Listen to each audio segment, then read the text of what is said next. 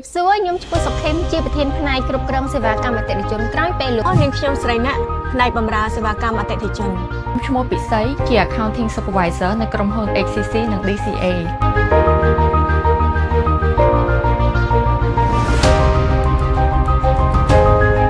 ខ្ញុំបម្រើការងារនៅក្នុងផ្នែក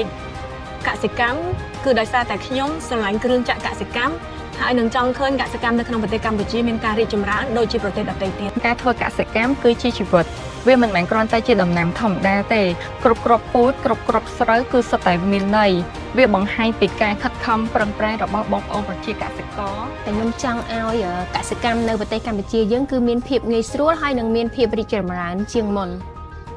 សម័យបច្ចុប្បន្នឥឡូវកសិកម្មទំនើបគឺវាពិសេសមិនត្រឹមតែមនុស្សប្រុសទេប៉ុន្តែមនុស្សស្រីក៏អាចប្រើប្រាស់បានដែរដូចជាគ្រឿងចក្រធំឲ្យតែពួកយើងយល់ដឹងពីបច្ចេកទេសនោះច្បាស់លាស់គឺយើងអាចប្រើប្រាស់បានទោះបីជាគ្រឿងចក្រនោះមានទំហំធំប៉ុណ្ណាហើយមានបច្ចេកវិទ្យាខ្ពស់ប៉ុណ្ណាក៏ដោយខ្ញុំតែងតែឲ្យកូនក្រុមរបស់ខ្ញុំហ្នឹងគាត់ចូលរួមក្នុងការឲ្យជាយោបល់ដើម្បីយកអាការមតិយោបល់របស់គាត់ទាំងអស់គ្នាហ្នឹងយកមកបង្រួមចូលគ្នាដើម្បីធ្វើការសម្រេចចិត្តតាមក្រោយហើយមួយទៀតគឺយើងតែងតែឲ្យតម្លៃទៅលើការចូលរួមជាមតិយោបល់របស់ពួកគាត់ទាំងអស់គ្នាហ្នឹង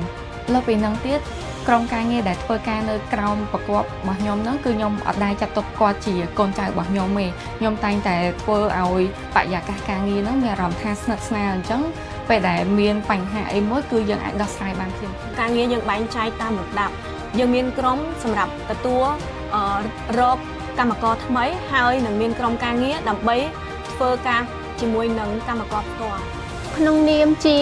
មនុស្សស្រីម្នាក់សម្រាប់វិស័យកសិកម្មខ្ញុំគិតថាវាមានន័យធំធេងណាស់សម្រាប់ខ្ញុំទីមួយគឺខ្ញុំអាចចូលរួមក្នុងការអភិវឌ្ឍឲ្យវិស័យកសិកម្មនៅក្នុងប្រទេសកម្ពុជាកាន់តែមានភាពរីកចម្រើនហើយមួយទៀតដើម្បីធានាទៅដល់សន្តិសុខអាហារនៅក្នុង